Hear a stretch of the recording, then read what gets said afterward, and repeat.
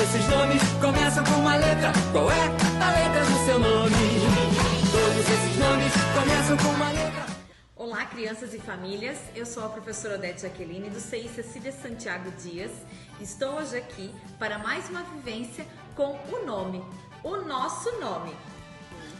Peguei um pedaço de papel, pode ser um papelão, pode ser desse tamanho, pode ser menor, da forma que acharem melhor.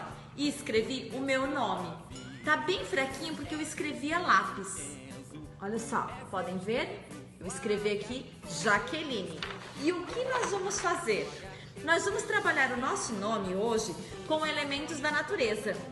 Eu fui até o jardim, fui dar uma voltinha na rua e encontrei alguns elementos da natureza para compor o meu nome. Já vou mostrar para vocês. Aqui estão os meus elementos da natureza. Encontrei madeirinhas, galhos. Olha só. Fui trazendo o que eu ia encontrando. Pedras de diferentes cores. Encontrei casquinhas, brita. Esse aqui é aquela argila para colocar nos vasos de flor.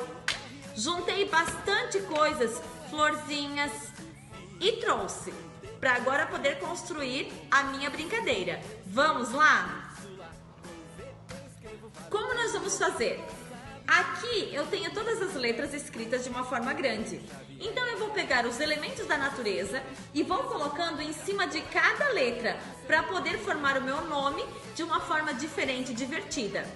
Se eu quiser colar, eu não vou poder brincar de novo, porque vai ficar fixo. Mas eu vou poder pegar esse papel e colocar anexo em algum lugar. Mas eu também posso deixar assim livre e depois eu venho, tiro tudo de cima e faço novamente de uma maneira diferente. Tá ok? Use a sua criatividade. Eu vou começar.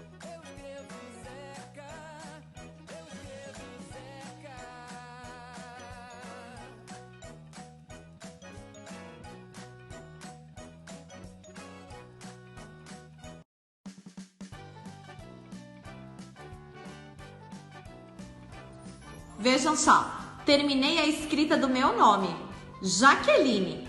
Utilizei vários elementos que eu encontrei na natureza.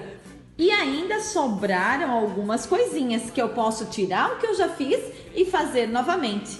Use a sua criatividade. Tente com o seu nome, você vai adorar, eu tenho certeza.